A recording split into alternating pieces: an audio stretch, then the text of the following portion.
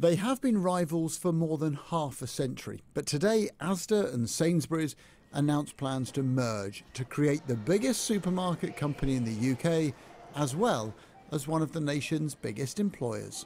And we think by bringing these two companies together, we can actually significantly enhance both businesses, sharpen both brands, both propositions by lowering prices, improving ranges, adding more quality and introducing more flexible ways of shopping. So here's how the deal would work.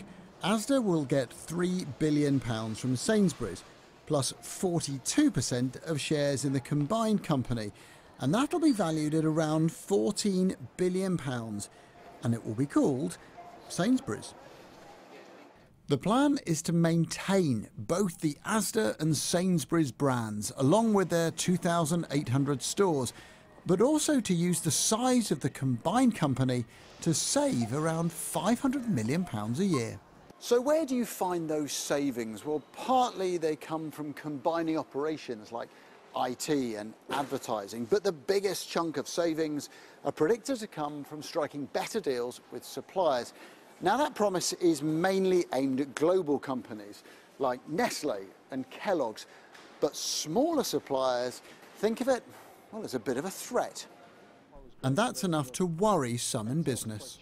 These two companies coming together will be a very important customer for any small business that supplies them.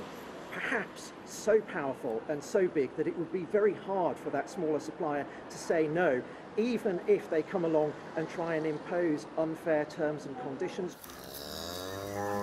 British farmers are often dependent on supermarkets. Jenny Hobbs presently sells milk to Asda. I think every dairy farmer is always concerned about mergers and supermarket control and the power that they hold, because it hasn't been the best of relationships for farmers and supermarkets. But for us, we've been part of Asda for a year now, selling our milk to them through a distributor, and it's been a good relationship.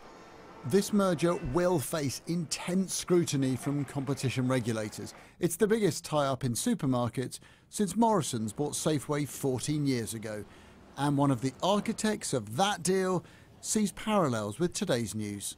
The competition authorities insisted that we divest ourselves of over 50 stores because there was a danger of a duopoly and therefore an opportunity, in theory at least, to manipulate prices, and that's going to be the same here, but on a greater scale.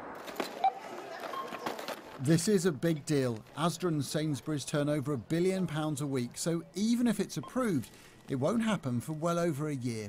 Adam Parsons, Sky News.